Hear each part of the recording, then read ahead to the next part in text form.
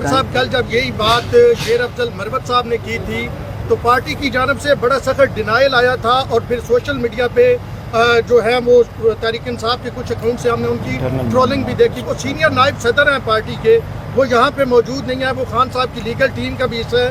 तो क्या वो जो कहते हैं कि पार्टी के अंदर भी गद्दार लोग मौजूद हैं, उससे उनके बयानिए को तक़वियत मिले? नहीं, देखिए जी, वो मरवत साहब ने जो कहा था वो भी दुरुस्त थी बात, क्योंकि वो मीटिंग में बैठे हुए थे। लेकिन वो सिर्फ डिफरेंस ये था कि कल इमरान खान साहब ने ये कहा था कि आप अपनी जो लीडरशिप है उससे मेरी ये फैसले को अप्रूव करा लें, और अप्रूव जब तक नहीं होता, आपको पता है पार्टी अनाउंस नहीं कर सकती है और फाइनल डिसीजन नहीं समझी जाती। तो वो जब शाम को, जैसा मैंने बताया कि जब मैंने ये सारी चीज़ें बताई और ये डिस्कशन हुई, तो उसके बाद वो मेन लीडरशिप जो है उन्होंने अप्रूव कर दिया। तो फिर मैंने आज अनाउंस कर रहा हूँ, मुझे ज़िम्मेदारी दी थी उन्होंने ये अनाउंस करने की, मैं इसलिए ज़िम्मेदारी अनाउंस कर रहा हूँ। तो इसलिए कोई किसी किस्म का कॉन्फ्लिक्ट किसी के दरमियान नहीं है, ना होना चाहिए। अगर हुआ तो मैं फिर उसको इंशाल्लाह रिजॉल्व कर लूँगा। Just a second, care taker chairman, ये नई इस्तेलाह हम देख रहे हैं पाकिस्तानी सियासत में पार्टी इंट्रा पार्टी इलेक्शन में। ऐसा ना हो इलेक्शन कमीशन इस लफ्ज़ के ऊपर भी कोई आपके साथ कोई तनाज़ा खड़ा कर दे और नई मुश्किल खड़ी हो जाए। कागज पे चेयरमैन ही होगा लिखा हुआ, तो कानूनी कार्रवाई पूरी करेंगे। केयर टेकर सिर्फ मैं इसलिए इस्तेमाल कर रहा हूँ कि मैं इसको एक्सप्लेन करना चाहता हूँ इनके रोल को, ताकि हमारे जो वर्कर्स हैं और पार्टी लीडरशिप है उनका जो खदशात हैं वो ख़त्म हो जाएं। नुमाइंदे के तौर पर एक second, one at a time करें। खान साहब से मुलाकात हुई है, लतीफ़ खोसा साहब और नईम मौजूदा साहब की, वो दोनों अडियाला जेल के बाहर यही कह रहे हैं कि चेयरमैन पीटीआई ही इमरान खान साहब ही चेयरमैन होंगे। तो फिर आप यहाँ पर प्रेस कॉन्फ्रेंस कर रही है, आधा घंटे पहले की बात है। जी देखें, पहली बात तो उन्होंने पता नहीं कहा है कि नहीं, ये मुझे नहीं पता। अगर उन्होंने बयान किया है तो उनका अपना ये बयान हो सकता है, उसको मुझे तरदीद करने की ज़रूरत नहीं, आप उनसे खुद ही पूछ लें। लेकिन ये मैं अपनी ज़ाती तौर पे आपको राय दे दूं कि ज़ाती तौर पे मेरी नज़र में जो हकीकतन चेयरमैन हैं पार्टी के, वो इमरान खान साहब ही होंगे। तो अगर वो ये कह रहे हैं तो ये शायद हकीकतन बात कर रहे हैं, कानूनी तौर पे जो भी और हो। आपके पास बड़े सियासी लोग हैं, रऊफ साहब भी थे, बाकी भी लोग थे, बैरिस्टर साहब के ऊपर कोई एतराज़ नहीं, आपका फैसला है। लेकिन शाह महमूद जैसे लोग और परवेज़ इलाही जैसे लोगों को छोड़ के बैरिस्टर साहब का इसके हवाले से इंतखाब करना, ये हिकमत क्या है, ये भी बताइए। जी यही मैंने आपको बताया ना जी, कि वो जो इतने लोग थे, जो हमारे बड़े पॉलिटिकल लोग हैं, वो मुस्तकिल ओहदों पे बैठे हैं और वो मुस्तकिल ओहदों पे ही रहेंगे। वो उनको मुनासिब नहीं है कि उनको आप उठा के मुस्तकिल ओहदों से हटा के एक टेम्प्रेरी ओहदे पे ले आएँ।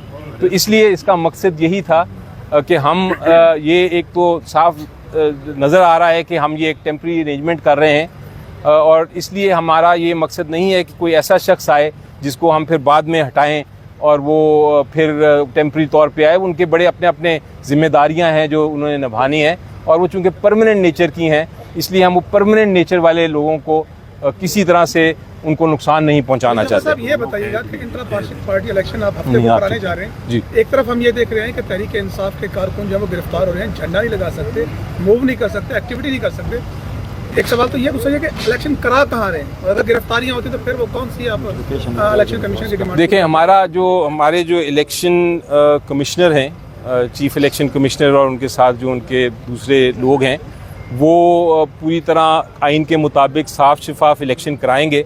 जो इलेक्शन का प्रोसेस है और किस जगह पे होना है, कैसे होना है, उसमें मेरी कोई इंटरफेरेंस नहीं है, ना होनी चाहिए, क्योंकि वो जो हमारे इंडिपेंडेंट लोग हैं वही अपने कायदे और जो रूल्स एंड रेगुलेशंस है उसके मुताबिक बनाएंगे। सही बात है कि जो पॉलिटिकल है पाकिस्तान में, आपकी जो पॉलिटिकल वर्कर है, उनकी तरफ से तहफ़्फ़ुज़ात का इजहार भी किया गया था। कल जब नाम सामने आ रहे थे कि जो भी निगरान चेयरमैन होगा, जो भी होगा, वो भी पॉलिटिकल वर्कर होना चाहिए, ना कि वकील। तो जब एक बैरिस्टर आएगा, जब वकील आएगा, चेयरमैन बनेगा, तो क्या जो इख्तिलाफात सामने आ रहे थे, जो तहफ़्फ़ुज़ात सामने आ रहे थे, वो किस तरह दूर होंगे?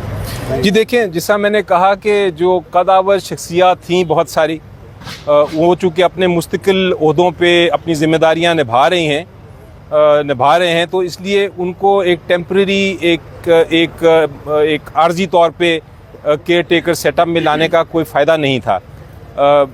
जो बैरिस्टर साहब हैं वो नॉमिनी हैं इमरान खान साहब के, اور اسی لیے وکیل کو چوز کیا گیا تاکہ وہ اپنا جو انسٹرکشنز ان کو ملتی رہیں گی وہ اس کے مطابق ایکٹ کرتے رہیں گے.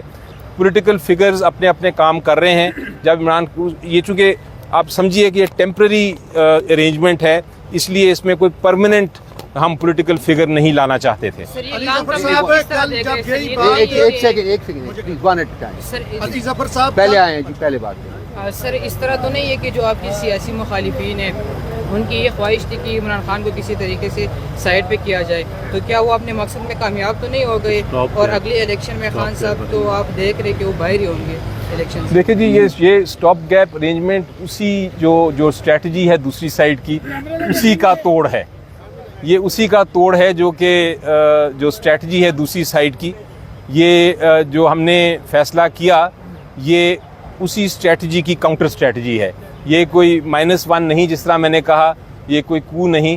اور یہ جو نامینیشن ہے اسے ہی آپ کو ظاہر ہو جاتا ہے کہ یہ پیور نامینیشن ہے اور پیور ٹیمپرری ارینجمنٹ ہے.